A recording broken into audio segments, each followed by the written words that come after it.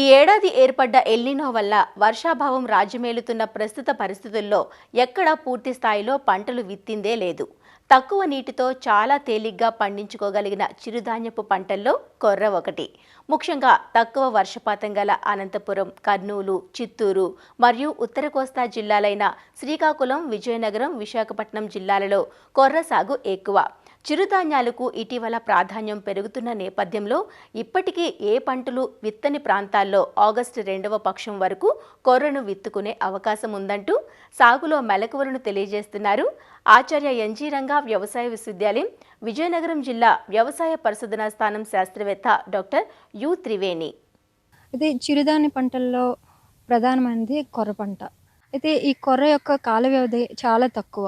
అంతేకాకుండా దీన్ని అతి తక్కువ నీటితో సాగు చేసుకోవచ్చు. అందువల్లనే ప్రస్తుతం ఉన్న ఎల్నినో పరిస్థితుల్లో దీన్ని అనువైన పంటగా భావించొచ్చు. అయితే ముందుగా కొర్రలో ప్రస్తుతం అందుబాటులో ఉన్న మంచి రకాలు గనుక చూసినట్లయితే గరుడ అనే రకం అతి స్వల్ప కాల వ్యవధి కలిగిన రకం. ఇది కేవలం 60 రోజుల్లో పంట చేతికొస్తుంది. సుమారు ఎకరాకు 6 క్వింటాల వరకు దిగుబడి ఇస్తుంది. ఇక సూర్యనంది అనే రకం 70-75 రోజుల్లో పంట పూర్తి చేసుకుంటుంది. ఎకరాకు 10-12 క్వింటాల వరకు దిగుబడి ఇస్తుంది. దీంతో పాటుగా ఎస్ఐఏ 3156, రేనాడు, మహానంది అనే రకాలు కూడా మనకి అందుబాటులో ఉన్నాయి. ఇవి 85-90 రోజుల్లో కోతకొస్తాయి. 11-13 క్వింటాల వరకు ఎకరాకు మనకి దిగుబడిస్తాయి. ఈ రకాలన్నీ కూడా మనకి ప్రాంతీయ వ్యవసాయ పరిశోధనా స్థానం నంద్యాలలో అందుబాటులో ఉంటాయి. ఇక కొర్ర పంట యాజమాన్యం గనక చూసినట్లయితే కొర్ర పంటను అన్ని రకాల నేలల్లో కూడా సాగు చేసుకోవచ్చు. కానీ నీరు నిల్వ ఉండకుండా చూసుకోవాల్సి ఉంటుంది. సాధారణంగా అయితే కొర్రను జూన్, జూలై మాసాల్లో వేసుకోవచ్చు. కానీ వర్షాలు ఆలస్యమైన పక్షంలో ఆగస్టు 2వ పక్షం వరకు కూడా వేసుకోవచ్చు. ప్రస్తుతం ఉన్నటువంటి ఎల్నినో పరిస్థితుల్లో ప్రధాన పంట వేసుకోలేని పక్షంలో ఈ కొర్ర పంటను ప్రత్యామ్నాయ పంటగా కూడా వేసుకోవచ్చు. కొర్ర పంటను నేరుగా వెదజల్లే పద్ధతిలో వేసుకోవచ్చు. లేదంటే గొర్రుతో వరుసల్లో విత్తుకోవచ్చు. నేరుగా వెదజల్లే పద్ధతిలో వేసుకోవడానికి ఎకరాకు 4-5 కిలోల విత్తనం అవసరమవుతుంది. ఇక గొర్రుతో వరుసల్లో విత్తుకోవడానికి ఎకరాకు ఒక 2-3 కిలోల విత్తనం సరిపోతుంది. విత్తే ముందు విత్తన శుద్ధి అనేది తప్పనిసరిగా చేసుకోవాలి. ఈ విత్తన శుద్ధి చేసుకోవడం వల్ల తొలి దశలో ఆశించే తెగుళ్ళ బారి నుంచి పంటను కాపాడుకోవచ్చు. అయితే ఈ విత్తన శుద్ధి చేయడానికి మనం 1 కిలో విత్తనానికి 3 గ్రాముల థైరం లేదా మ్యాంకోజబ్ అనే శిలీంద్రనాశన మందులతో విత్తన శుద్ధి చేసుకోవాల్సి ఉంటుంది. కొర్ర పంటలో ఎరువుల యాజమాన్యం గనక చూసినట్లయితే ఎకరాకు 4 టన్నుల వరకు పశువుల ఎరువును కలుపుకొని కలిదున్నుకోవాల్సి ఉంటుంది. దీంతో పాటుగా ఒక 50 కిలోల సింగిల్ సూపర్ ఫాస్ఫేట్, 16 కిలోల యూరియాను కూడా వేసుకోవాలి. మరలా పంట 25-30 రోజుల దశలో ఉన్నప్పుడు పైపాటుగా మరో 36 కిలోల యూరియాను వేసుకోవాలి.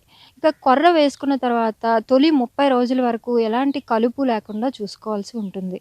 దీనివల్ల దిగుబడి నష్టం లేకుండా చూడొచ్చు. అయితే దీనికోసం మనం ప్రియమర్జెన్స్ కలుపు మందులైనటువంటి ఐసోప్రోట్రాన్ అనే కలుపు మందును ఎకరాకు 400 గ్రాముల చొప్పున 200 లీటర్ల నీటిలో కలుపుకొని విత్తిన 48 గంటల లోపల తడి నేలపై పిచికారీ చేసుకోవాల్సి ఉంటుంది.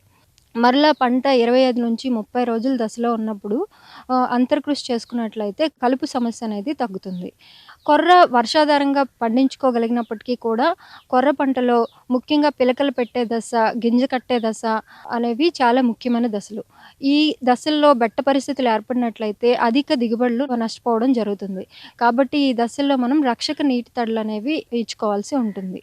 కొర్రలో సస్యరక్షణ గనుక మనం గమనించినట్లయితే కొర్రను ముఖ్యంగా ఆశించే పురుగుల్లో కాండం తొలుచు పురుగు అనేది ముఖ్యమైనది. ఈ కాండం తొలుచు పురుగు మొక్కల యొక్క తొలి దశల్లో ఆశిస్తుంది. ఇది లేత కాండాన్ని లోపల నుంచి తొలిచి తినడం వల్ల మొక్క చనిపోవడం జరుగుతుంది. దీని నివారణకు కార్బోఫ్యూరాన్ 3G గుళికలు ఎకరాకి 8 కిలోల చొప్పున నీటి తడి ఇచ్చిన తర్వాత వేసుకోవాల్సి ఉంటుంది. లేదంటే క్లోరాంట్రినిప్రోల్ అనే మందును 1 లీటర్ నీటికి 0.3 మిల్లీలీటర్ల చొప్పున కలుపుకొని పిచికారీ చేసుకున్నట్లయితే ఈ కాండం తొలుచు పురుగు సమస్య నుంచి మనం పంటను కాపాడుకోవచ్చు. ఇక కొర్ర పంటను ఆశించే మరొక ప్రధానమైన తెగులు అగ్గి తెగులు. ఈ అగ్గి తెగులు సోకేటప్పుడు మనకి ఆకులపైన నూలుకండు ఆకారపు మచ్చలు అనేవి ఏర్పడతా ఉంటాయి. ఈ మచ్చలు క్రమంగా పెద్దవై ఆకంతా ఎండిపోతుంది. ముందుగా అగ్గి తెగులు నివారించుకోవడానికి ముందుగా చెప్పుకున్నాం కదా విత్తన శుద్ధి. ఆ విత్తన శుద్ధి అనేది తప్పనిసరిగా చేసుకోవాల్సి ఉంటుంది. అయినప్పటికీ కూడా పంటపై మనకి తెగులు లక్షణాలు గనక కనిపించినట్లయితే లీటర్ నీటికి 0.6 గ్రాముల ట్రైసైక్లోజోల్ అనే మందును కలుపుకొని పిచికారీ గనక చేసుకున్నట్లయితే ఒక వారం రోజుల వ్యవధిలో 2 సార్లు మనం పిచికారీ చేసుకోవాల్సి ఉంటుంది. ఈ విధంగా చేసుకున్నట్లయితే అగ్గి తెగులు సమస్య అనేది తగ్గుతుంది.